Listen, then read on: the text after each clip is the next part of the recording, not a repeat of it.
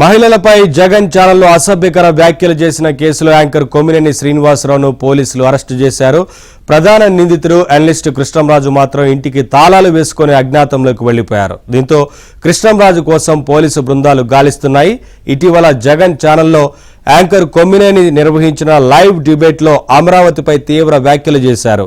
కొమ్మినేని ఆయన్ను వారించకుండా చర్చను కొనసాగించారు. దీనిపై రాజధాని ప్రాంతం సహా ఏపీ వ్యాప్తంగా ఆగ్రహావేశాలు వ్యక్తమయ్యాయి.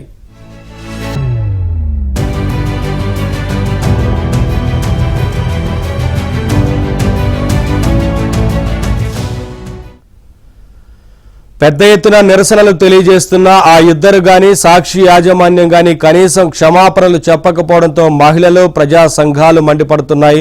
ఈ క్రమంలో రాజధాని ప్రాంత దళిత జేఏసీ నాయకురాలు ఖమ్మంపాటి శిరీష తుళ్లూరు పోలీస్ స్టేషన్లో ఫిర్యాదు చేయగా కృష్ణంరాజు, కొమ్మినేని, సాక్షి యాజమాన్యంపై పోలీసులు ఎస్సీ ఎస్టీ అట్రాసిటీతో పాటు పలు నాన్ బెయిలబుల్ సెక్షన్ల కింద కేసు నమోదు చేశారు. సోమవారం ఉదయం తుళ్లూరు పోలీసులు హైదరాబాద్ జూబ్లీహిల్స్లోని జర్నలిస్టుల కాలనీకి వెళ్లి కొమ్మినేని నివాసంలో ఆయన అదుపులోకి తీసుకున్నారు. అనంతరం జూబ్లీహిల్స్ పోలీస్ స్టేషన్లో హాజరుపరిచి అక్కడి నుంచి ట్రాన్సిట్ వారెంట్పై విజయవాడ తరలించారు. ఇవాళ ఉదయం మంగళగిరి కోర్టులో హాజరుపరచనున్నారు.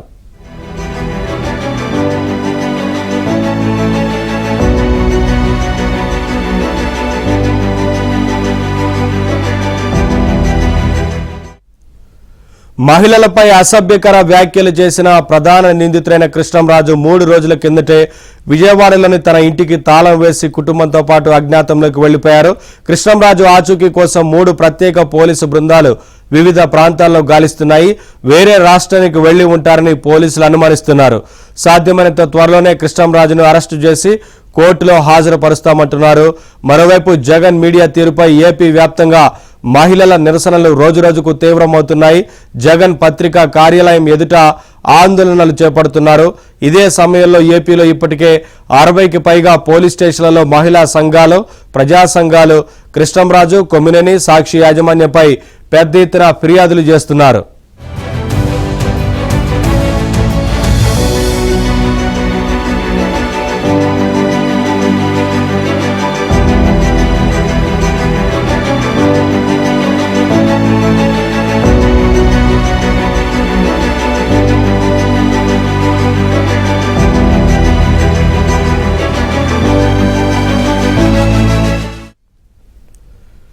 కూటమి ప్రభుత్వంపై విషం చిమ్మండి. గ్రామ స్థాయి నుంచి రాష్ట్ర స్థాయి వరకు కార్యకర్తలు ఇదే పని మీద ఉండాలి. దీనికోసం సోషల్ మీడియాను వాడుకోండి. తిరుపతి అంతర్గత సమావేశంలో వైసీపీ తీర్మానం ఇది. ఈ విషయం ఆంధ్రజ్యోతి బయటపెట్టింది. ఆ తర్వాత 48 గంటలు గడవక ముందే జగన్ కు చెందిన రోత మీడియా బరితెగించి మరీ అమరావతి మహిళలపై అసభ్యకర వ్యాఖ్యలు చేసింది. వైసీపీ అధినేత జగన్, ఆ పార్టీ రాజకీయ సలహా కమిటీ సమన్వయకర్త సజ్జల రామకృష్ణారెడ్డి ఆ ఘటనను సమర్థిస్తూ మరింత రెచ్చగొట్టేలా మాట్లాడారు. దీంతో వైసీపీ వికృత రూపం ఏపీ ప్రజలకు కూడా తెలిసిపోయింది.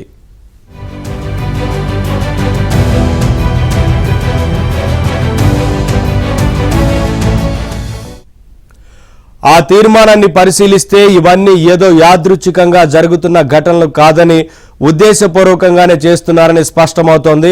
కుల మతాలు, ప్రాంతాలపై విద్వేషాన్ని ఎగజిమ్మాలనే తిరుపతి తీర్మానాన్ని సాక్షి ఛానల్ వేదికగా అమలు చేశారు. రాష్ట్రంలో కొంతకాలంగా జరుగుతున్న పరిణామాలను చూస్తే అమరావతిపై కావాలనే విషం చిమ్ముతున్నారని తెలిసిపోతోందని రాజకీయ విశ్లేషకులు పేర్కొంటున్నారు.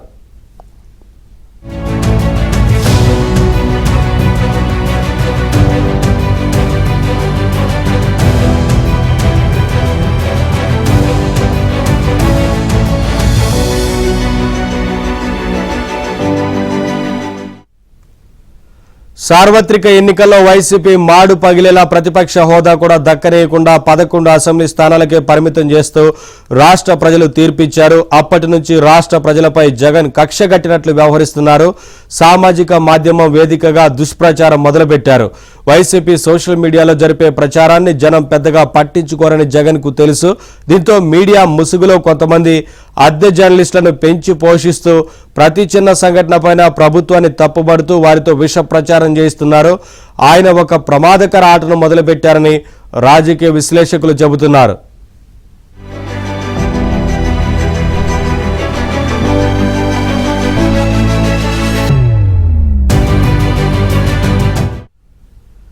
సాక్షి టీవీ డిబేట్లో అమరావతి మహిళలపై ఉచ్చరించలేని విధంగా జర్నలిస్ట్ కృష్ణంరాజు మాట్లాడుతుంటే యాంకర్ కొమ్మినేని శ్రీనివాసరావు ఏ దశలను ఆపడానికి ప్రయత్నించలేదు. దీంతో ఆయన చేతులకు పోలీసులు బేడీలు వేశారు. దీన్ని అక్రమం, అన్యాయం అంటూ జగన్ సజ్జల గుండెల బాదుకున్నారు. 70 ఏళ్ల వ్యక్తిని అరెస్టు చేయడం ప్రజాస్వామ్యానికి విరుద్ధమంటూ మాట్లాడారు.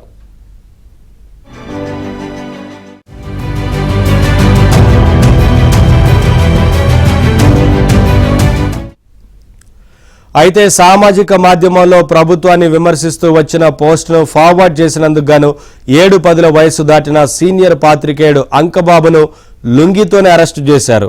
అప్పుడు గుర్తుకురాని వయసు ఇప్పుడు గుర్తుకు వచ్చిందా జగన్ అంటూ పలువురు మండిపడుతున్నారు. సోషల్ మీడియా వచ్చిన పోస్ట్ నుంచి ఫార్వర్డ్ చేసినందుకు వృద్ధురాలు రంగనాయకమ్మను అర్ధరాత్రి సమయంలో సిఐడి పోలీసులు విచారణ పేరిట హింసించారు.